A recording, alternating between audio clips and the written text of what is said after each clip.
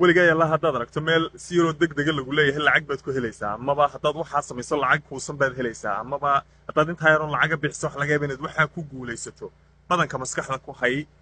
waa scam oo maaragtay in lagu dhacaa la doonaya scam markaan ka sheegaya waxaan ka hadlayaa in lagu dhaco oo lagu khiyaameeyo ayaa la rabaa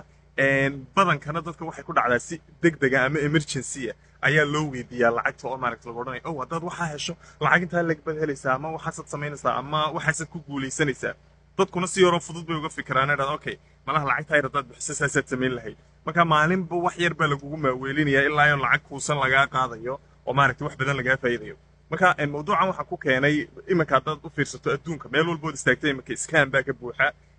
muxuu ahaayey waxaasaad helaysaa waxaasaad ku guulaysanaysaa wax ka jiraana ma jiraan marka waxaan ku xusuustay oo kale barnaamij waxaa jira cryptocurrency baanu maaragtay lacag iyo wax noocaasa dadka siinaa idhaahda oo la yidhahdo 2139 oo in badan igu soo noqnoqday runtii su'aalihiisu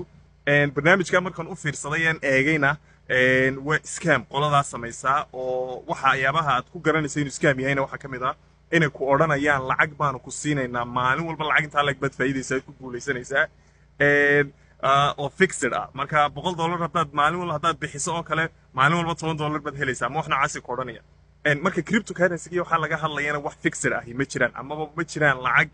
maxsuul ah oo mar walba la hubo inaad sideeda ku helayso waa lacagtaa marna kor u dhacaysa marna hoos u dhacaysa marka waxa weeyaan calafkaagaad ka qaadaysaa marka inaad maskaxda ku hayso tirado war haddii qofku lacag weydiiyo isagu muxuu faa'iidaya ha ka fikirin lacagtu inta leeg tahay ha ka fikirin waxyaabaha kale ee maaragtay meesha ka socda waxa hataa uu ku ballan qaadaha ka fikirin waxaad ka fikirtaa lacagta muxuu ka faa'iidaya waa inaad su'aalo isweydiiso $1 ha ahaada lacagta aad bixinaysaa